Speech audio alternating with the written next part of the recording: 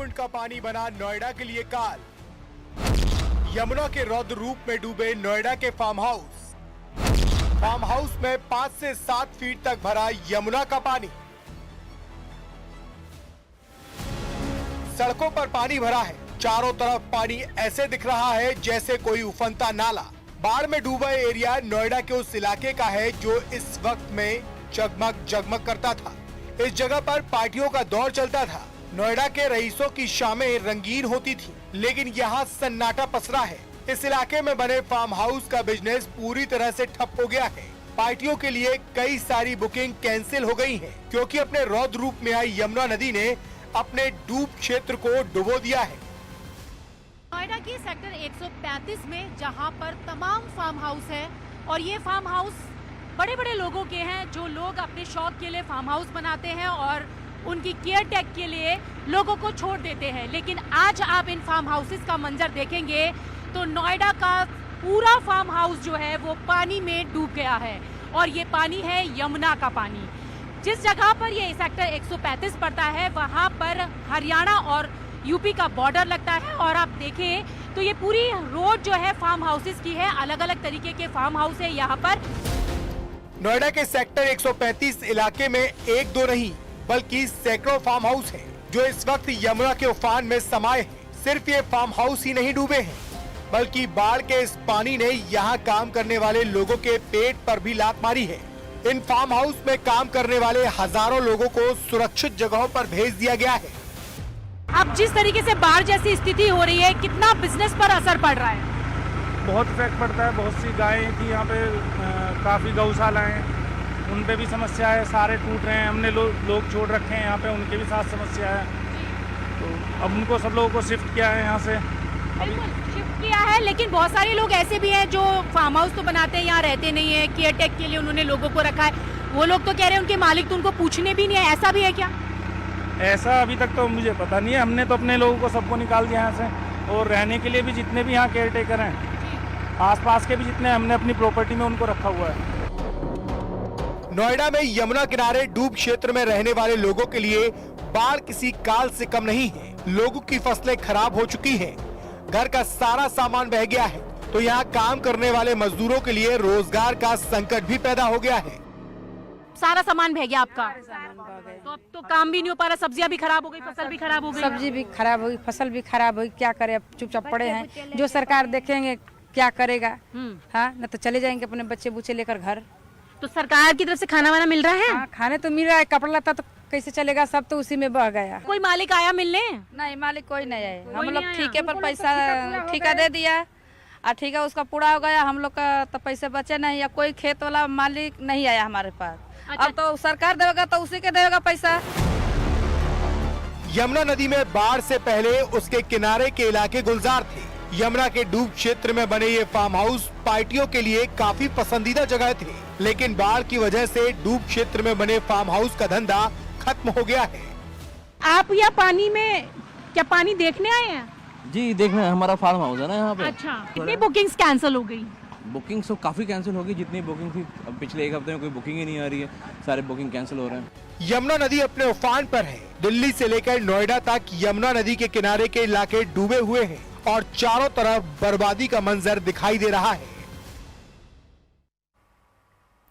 और उधर बिहार के भी कुछ जिले बाढ़ के कहर से जूझ रहे हैं। ऐसी ही एक तस्वीर भागलपुर से आई है, जहां कोसी नदी का जलस्तर बढ़ने से कुछ इलाके डूब गए हैं।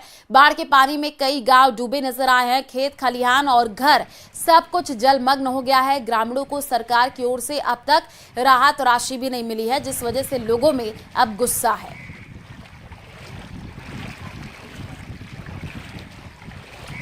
तो ये तस्वीर हम आपको दिखा रहे हैं। आप देखिए, सैलाब की मनमानी मुश्किल में ये जिंदगानी है। जगह जगह पर जलभराव की स्थिति नजर आ रही है। देश के कई ऐसे राज्य हैं जहां पर बाढ़ से तबाही मच चुकी है।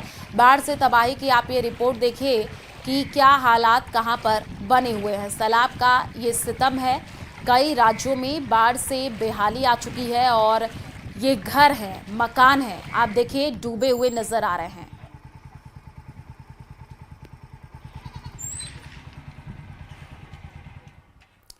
मध्य प्रदेश के मुरैना जिले में लगातार 2 दिन से रुक रुक करके हो रही बारिश ने नदी नालों को उफान पर ला दिया है। मुरैना में कुंवारी नदी के पुल पर 3 फीट ऊपर से पानी बह रहा है और इस बीच ट्रैक्टर ट्रॉली से पुल को पार करने की कोशिश हादसे में बदल गई। तेज बहाव देखकर चालक घबराया और बीच पुल पर ट्रैक्टर बंद हो गया। ट्रॉली में बैठे लोग तुरंत कूद करके बाहर निकले हैं।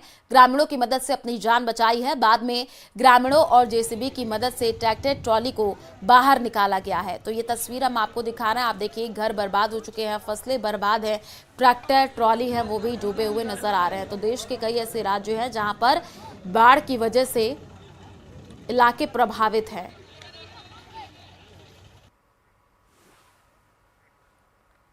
और इसी बीच बड़ी खबर है, चीन पाकिस्तान पर सीडीएस अनिल चौहान का बड़ा बयान सामने आया है। चीन के साथ सीमा विवाद सबसे बड़ी चुनौती है। भारत के लिए 4 बड़े खतरे भी गिनाए हैं। पाकिस्तान के प्रॉक्सी वॉर को भी चिंताजनक माना।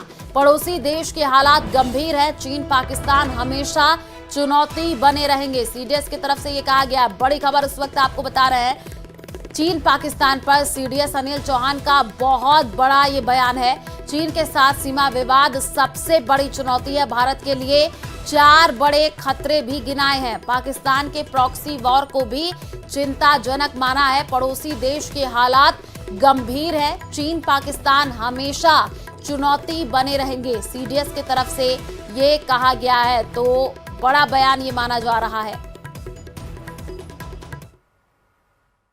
सबसे पहली चुनौती जो है वो सीमा विवाद के बारे में है, जिसके कारण जो है भारत में जब से हम आज़ादी मिली है तब से लेकर के काफ़ी सारी जो हैं लड़ाइयाँ 47 की, 62 की, 65 की, ये लड़ाइयाँ जो हैं इसी का परिणाम है।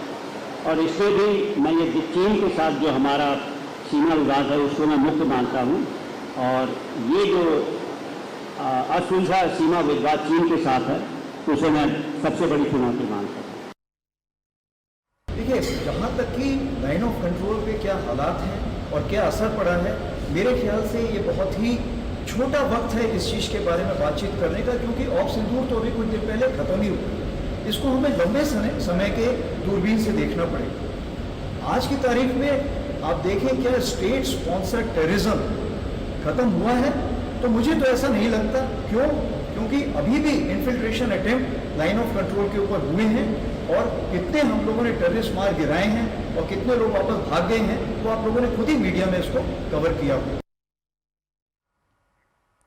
और इसी बीच जम्मू कश्मीर के श्रीनगर से खबर है, जहां पर आपको बता दें कि हजरत बल दरगाह में भीड़ की गुंडागर्दी देखने को मिली है। कट्टरपंथियों की भीड़ ने जम करके बवाल काटा है। 3 दिन पहले वक्फ बोर्ड ने शिलालेख